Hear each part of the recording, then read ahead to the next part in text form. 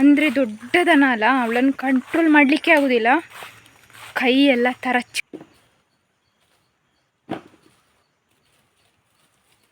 ಅಡಿಕೆ ಮರಕ್ಕೆ ಹತ್ತದೊಂದು ಅಭ್ಯಾಸ, ಅದು ಅಪ್ಪನಿಂದ ಬಂದದ್ದು ಅಂತ ಹೇಳ್ಬೋದು. ಅವರನ್ನು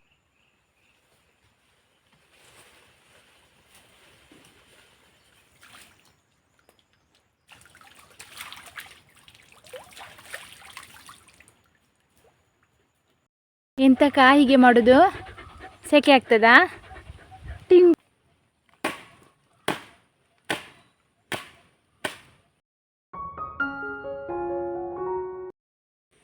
hello guys, good morning, welcome to my new vlog. ಎಲ್ಲರೂ ಹೇಗಿದ್ದೀರಾ?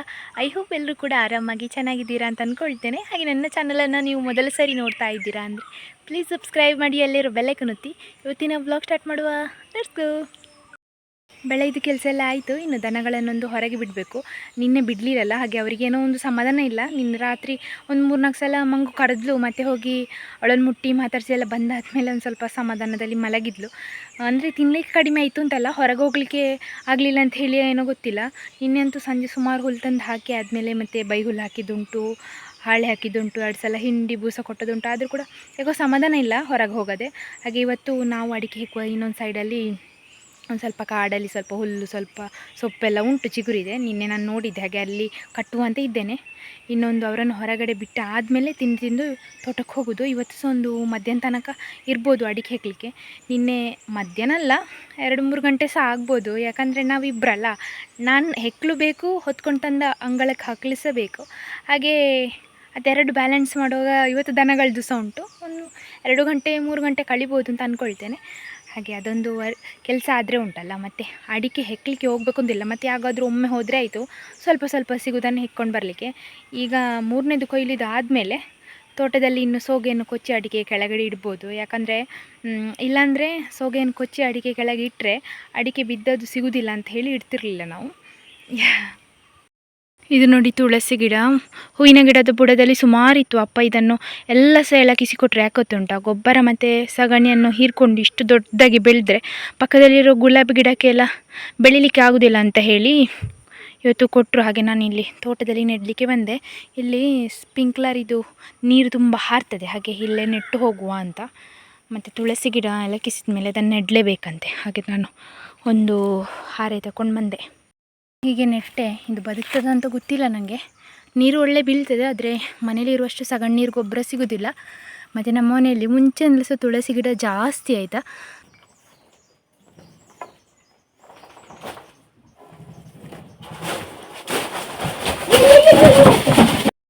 ದನಗಳನ್ನು ಹೊರಗೆ ಬಿಡೋದು ಅಂತ ಇತ್ತು. ಏನಂದರೆ ಮಂಗು ಹೀಟಿಗೆ ಬಂದಿದ್ದಾಳೆ. ಹಾಗೆ ಅವಳು ಕಂಟ್ರೋಲ್ ಆಗಲಿಲ್ಲ ಅವಳನ್ನು ಹಿಡಿಲಿಕ್ಕೆ. ಅವಳು ಮತ್ತು ಪುಟ್ಟಕ್ಕೆ ಇಬ್ಬರು ತೋಟಕ್ಕೆ ಓಡಿ ಬಂದರು. ಹಾಗೆ ಸಿಕ್ಕಿದ ಅಡಿಕೆ ಗಿಡಕ್ಕೆ ಕಟ್ಟಿ ಹಾಕಿದ್ದೇನೆ.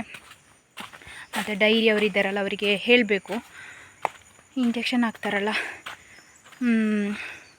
ನೋಡ ಅದೆಂತ ಅಂತ. ಕೆಲವೊಮ್ಮೆ ಫಸ್ಟ್ ಇದು ಬಿಡುವ ಅಂತ ಹೇಳ್ತಾರೆ ಅಪ್ಪ, 2ನೇದು ಹೀಟಿಗೆ ಬಂದಾದಮೇಲೆ ಕೊಡುವ ಅಂತ. ಹಾಗೆ ನನಗೆ ಅವರನ್ನು ಹಿಡಿದು ಕಟ್ಟಿ ಹಾಕುವಷ್ಟರಲ್ಲಿ ಇಡೀ ಬಾಡಿ ಶೇಕ್ ಆಗ್ತಾ ಉಂಟು, ಆಗ್ತೇ ಇಲ್ಲ. ಅಂದರೆ ದೊಡ್ಡ ದನ ಅಲ್ಲ, ಅವಳನ್ನು ಕಂಟ್ರೋಲ್ ಮಾಡಲಿಕ್ಕೆ ಆಗೋದಿಲ್ಲ. ಕೈ ಎಲ್ಲ ತರಚಿ ಹೋಗಿದೆ ಹಿಡಿದು ಬಳ್ಳಿಯನ್ನು ತಿರುಗಿಸಿ ಕಟ್ಟುವಷ್ಟರಲ್ಲಿ. ಆಗಾಗ್ತದೆ, ಯಾಕೆ ದನಗಳನ್ನು ಸಾಕ್ತಿದ್ದೇನೆ ನಾನು ಅಂತಂದರೆ ನಾನು ಒಬ್ಬಳೇ ಬ್ಯಾಲೆನ್ಸ್ ಮಾಡ್ಕೊಳ್ಬೇಕಲ್ಲ. ಅಪ್ಪ ಬರೋದಿಲ್ಲ ಎಂತಕ್ಕೆ ಸಹ, ಅವರಿಗೆ ಸಹ ಆಗೋದಿಲ್ಲ. ಬಂದರೂ ಸಹ ಅವ್ರು ಏನು ಮಾಡಲಿಕ್ಕೆ ಸಾಧ್ಯ ಇಲ್ಲ. ಹಾಗೆ ನನಗೆ ಅವರಿಬ್ಬರನ್ನೇ ಈಗ ಕಂಟ್ರೋಲ್ ಮಾಡಲಿಕ್ಕೆ ಇಷ್ಟು ಕಷ್ಟ ಆಗ್ತದೆ. ಬೆಳಿಗ್ಗೆನೇ ಬೆವರು ಇಳಿದು ಹೋಯಿತು. ಅವಳನ್ನೊಬ್ಬಳನ್ನು ಹಿಡಿದು ಕಟ್ಟಿ ಹಾಕುವಷ್ಟರಲ್ಲಿ ಒಂದು ಅಡಿಕೆ ಗಿಡಕ್ಕೆ ಕಟ್ಟಿ ಹಾಕಿಟ್ಟು ಬಂದಿದ್ದೇನೆ ಇಬ್ಬರನ್ನು ಸಹ. ಮತ್ತು ಒಂದು ದನಗಳನ್ನು ತೋಟಕ್ಕೆ ಬಿಟ್ಟರೆ ಅವರು ಒಂದು ಎಷ್ಟು ಉಪದ್ರ ಮಾಡ್ತಾರೆ ಅಂತ ಹೇಳಿದರೆ, ಚಿಕ್ಕ ಚಿಕ್ಕ ಅಡಿಕೆ ಗಿಡ ಎಲ್ಲ ತಿಂದು ಹಾಕ್ತಾರೆ, ಬಾಳೆ ಗಿಡ ಎಲ್ಲ ಎಳೆದು ಮುರಿದು ಹಾಕ್ತಾರೆ. ಇದು ಮಾಡೋದ್ರಿಂದ ಅವರನ್ನು ತೋಟದಲ್ಲಿ ಕಟ್ಟಲಿಕ್ಕೂ ಅಲ್ಲ. ನಮ್ಮ ತೋಟದಲ್ಲಿ ಅಲ್ಲಲ್ಲಿ ಬಾಳೆ ಗಿಡ ಹೋದರೆ ಒಂದು ಗಿಡ ಆಗಬೇಕಂದ್ರೆ ಎಷ್ಟು ಕಷ್ಟ ಉಂಟಲ್ಲ. ಹಾಗೆ ನಾನೀಗ ಅಡಿಕೆ ಕ್ಲಿಕ್ಕೆ ಬಂದೆ. ಅಪ್ಪ ಬರಬೇಕಷ್ಟೇ. ಅವರು ಒಮ್ಮೆ ದನಗಳ ಹತ್ರ ಬಂದು ನೋಡಿ ಸೀದಾ ಮನೆಗೆ ಹೋಗಿ ಎಂಥದ್ದು ವೀಳ್ಯದೆಲೆ ತಿಂದು ಬರ್ತಾರೆ ಏನೋ. ಮಂಗುನಿಗೆ ಎಂತ ಮಾಡೋದು ಗೊತ್ತಿಲ್ಲ, ಒಂದು ಸಂಜೆ ಡೈರಿಯಲ್ಲಿ ಹೇಳೋದು.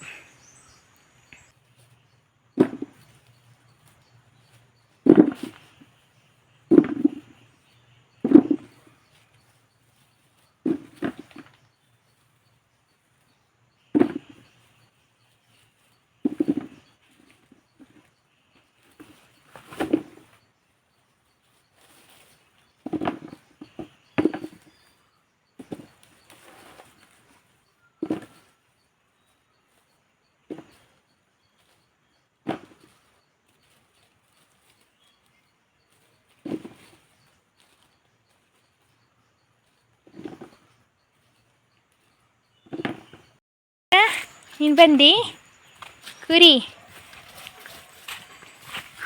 ಇಷ್ಟು ಇತ್ತು ಹೆಕ್ಕಲಿಕ್ಕೆ, ಅದು ಆಯಿತು, ಕಂಪ್ಲೀಟ್ ಆಯಿತು.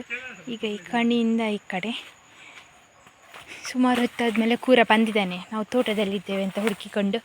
ಕುರಿ ಹಾಂ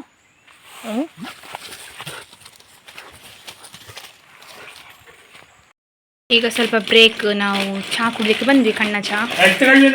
ಅಪ್ಪ ಹೇಳಿ ಬ್ರೆಡ್ ತಿಂತಾ ಇದ್ದಾರೆ. 11:30 ಆಯ್ತಲ್ಲ, ಹಾಗೆ ಇವರು ರಸ್ಕ ತಿನ್ಲಿಕ್ಕೆ ಓಡಿ ಬಂದದ್ದು.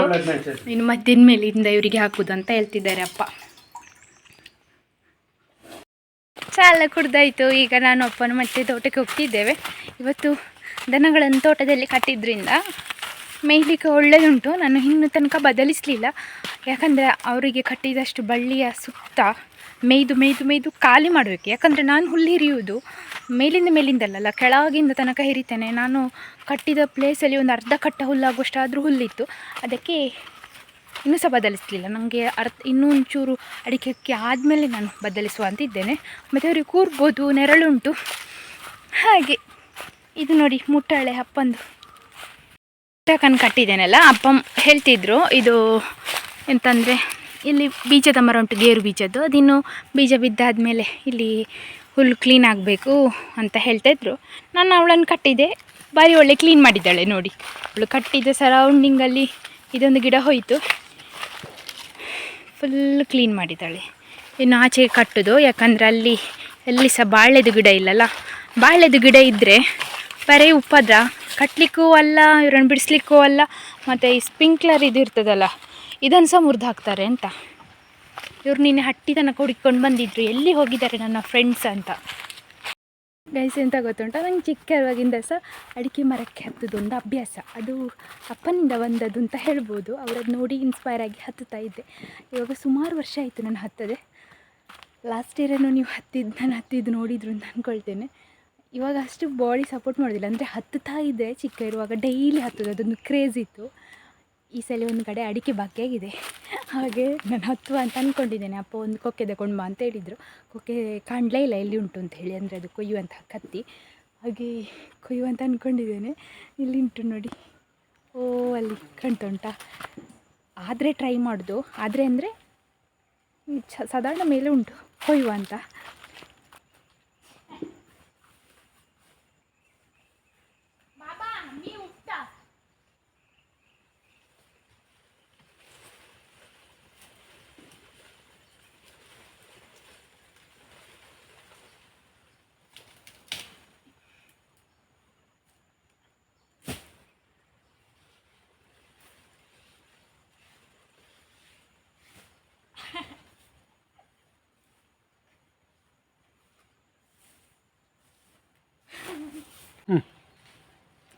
ಸೂಪರ್.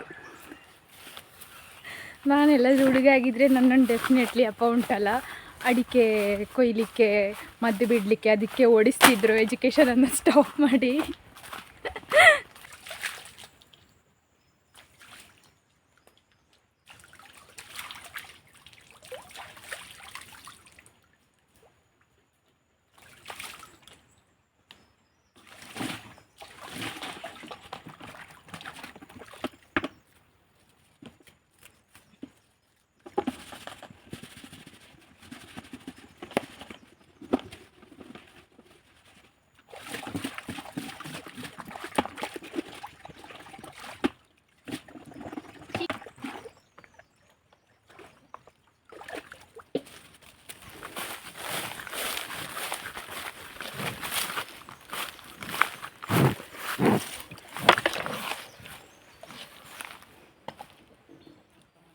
ಇವಳಿಗೆ ನೀರು ತಗೊಂಡು ಬಂದದ್ದು ನಾನು.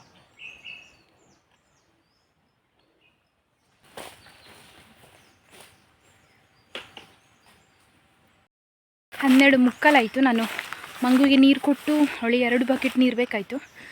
ಇವಳು ಕುಡಿತಾಳೆ ಅಂತ ನೋಡಬೇಕಷ್ಟೇ. 1 ಬಕೆಟ್ ಕೊಟ್ಟೆ.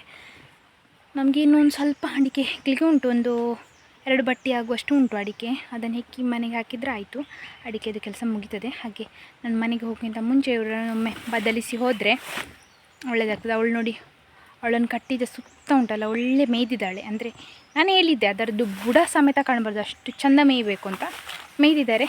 ಇನ್ನೊಂದು ಇಲ್ಲಿ ಅಡಿಕೆದು ಗಿಡ ಸಹ ಇಲ್ಲ, ಚಿಕ್ಕದ ಗಿಡ ಕೂಡ ಇಲ್ಲ, ಮತ್ತು ಬಾಳೆ ಗಿಡ ಕೂಡ ಇಲ್ಲ. ಹಾಗೆ ಇಲ್ಲಿ ಕಟ್ಟಿ ಹಾಕಿ ಹೋಗೋದು. ಅವಳು ನೋಡ್ತಿದ್ದಾಳೆ ಎಷ್ಟೊತ್ತಿಗೆ ಬದಲಿಸ್ತಾಳೆ ಅವಳು ನನ್ನನ್ನು ಅಂತ. ಫೈನಲಿ ಇದು ಲಾಸ್ಟ್ ಬಟ್ಟಿ. ಗಂಟೆ 1:15 ಆಯಿತು ಮಧ್ಯಾಹ್ನದ್ದು. ಆಯಿತು ನಮ್ಮದು ಕೆಲಸ. ಅಡಿಕೆದು ಹೆಕ್ಕಿ ಅಪ್ಪನಿಗೆ ಇವತ್ತೊಂದು ನೆಮ್ಮದಿ ಆಗ್ಬೋದು. ಇಲ್ಲಾಂದರೆ ಅಡಿಕೆ ಆಗಲಿಲ್ಲ ಅಂತ ಯಾವಾಗಲೂ ಚಿಂತೆ. ಇನ್ನು ಮನೆಗೆ ಹೋಗೋದು. ದನಗಳನ್ನು ಸಹ ಬದಲಿಸಿ ಆಯಿತು, ಅವ್ರಿಗೆ ನೀರು ಸಹ ಕೊಟ್ಟಾಯಿತು. ಇನ್ನು ಊಟ ಮಾಡಿ 3 ಗಂಟೆ ತನಕ ರೆಸ್ಟ್.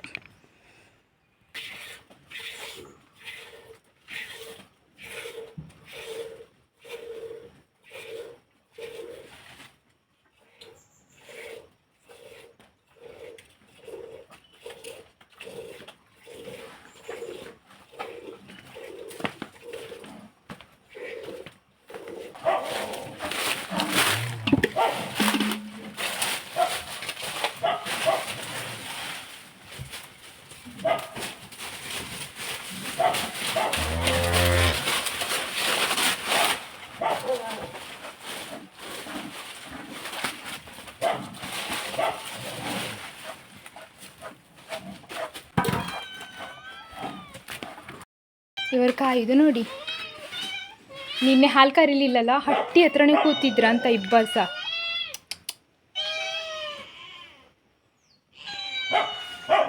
ಹಾಲು ಕರೆದಾಯಿತು, ಕೊಂಡೋಗ್ತಿದ್ದೇನೆ. ಇವರಿಗೆ ನೋಡಿ ತೋಟದಲ್ಲಿ ಎಲ್ಲ ಕಡೆ ಕೂತು ಸಹ ನೀರು ಕುಡಿಲಿಕ್ಕಾಗ್ತದೆ. ಅಂದರೆ ಈ ಥರ ಪಾಟಿನಲ್ಲೇ ನೀರು ಕುಡಿಬೇಕು. ಕೆಲವರು ಮೊನ್ನೆ ಕಮೆಂಟಲ್ಲಿ ಕೇಳಿದ್ರಿ ವಾಟರ್ ಲಿಲಿದು ನೀರು ಚೇಂಜ್ ಮಾಡಬೇಕಂತ. ನೀರು ಚೇಂಜ್ ಮಾಡಲಿಕ್ಕಿಲ್ಲ, ನೀರು ಖಾಲಿ ಆದಾಗೆ ಹಾಕ್ತಾ ಇರಬೇಕು. ಅಂದರೆ ಒಣಗಲಿಕ್ಕೆ ಬಿಡಬಾರ್ದು, ಹಾಕ್ತಾ ಇರಬೇಕು ನೀರು ಯಾವಾಗಲೂ ಕೂಡ. ಅಪ್ಪ ನೋಡಿ ಇದು ಕೆಲಸ ಸ್ಟಾರ್ಟ್ ಮಾಡಿದ್ರು.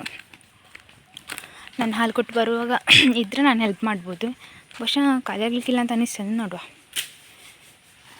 ಮೋಡ ಉಂಟು ನಮಗೆ. ನಿಮಗೆಲ್ಲ ಹೇಗೆ ಉಂಟಂತ ಹೇಳಿ ಹವಾಮಾನ. ಇನ್ನೊಂದು 2 ಸಲ ಮಳೆ ಬರ್ತದೆ ಅಂತ ಹೇಳಿ ವೆದರ್ ರಿಪೋರ್ಟ್ ತೋರಿಸ್ತದೆ, ಗೊತ್ತಿಲ್ಲ ಹೇಗೆ ಅಂತ. ಅದರೊಳಗಡೆ ಇದು ತುಂಬಿಸಿ ಆಗಬೇಕು. ಟಿಂಕಿ ಹೋಗಪ್ಪ, ನಿಂಗೆ ಹೆಲ್ಪ್ ಮಾಡು. ಎಂತಕ್ಕ ಹೀಗೆ ಮಾಡೋದು? ಸೆಕೆ ಆಗ್ತದಾ? ಟಿಂಕಿದು ನಾಲ್ಗೆ ಎಷ್ಟು ಪಿಂಕ್ ಉಂಟು. ಟಿಂಕಿ